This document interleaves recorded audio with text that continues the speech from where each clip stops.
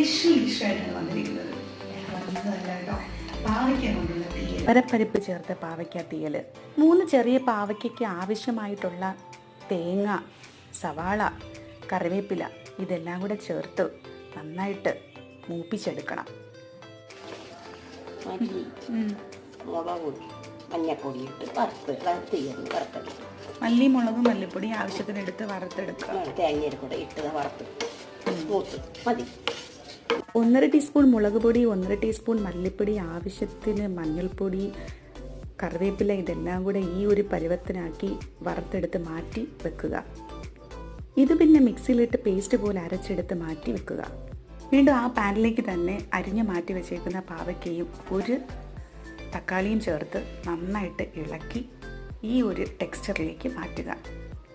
ഇതിലേക്ക് നന്നായി അരച്ച് മാറ്റി വെച്ച അരപ്പ് ചേർത്ത് നന്നായി ഇളക്കുക. അതിലേക്ക് ആവശ്യത്തിന് വെള്ളം ചേർത്ത് ഇളക്കുക. ഇതിലേക്ക് അല്പം പുളി വെള്ളവും കൂടെ ഒഴിക്കണം. പുളി പിഴിഞ്ഞൊഴിക്കണം.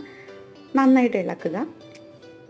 ഇതിലേക്ക് മാറ്റി വെച്ച് തോരപ്പരിപ്പുണ്ടല്ലോ, വേവിച്ച് മാറ്റി വെച്ചത് ഇതിലേക്ക് ആഡ് ചെയ്തിട്ട് നന്നായിട്ട് ഇളക്കണം. ഇതിടുമ്പോഴത്തേക്കും കറിയുടെ ടേസ്റ്റ് വേറെ ലെവലാവും. വളരെ നല്ല ടേസ്റ്റാണ്. ഇച്ചിരി കുറുകിന് കിട്ടുകയും ചെയ്യും. അതുപോലെ തന്നെ കറി വേറൊരു ലെവലിലേക്ക് മാറുകയും ചെയ്യും. ഒരു നുള്ളി ശർക്കരയും കൂടെ ആഡ് ചെയ്താൽ നല്ല ടേസ്റ്റാവും കേട്ടോ.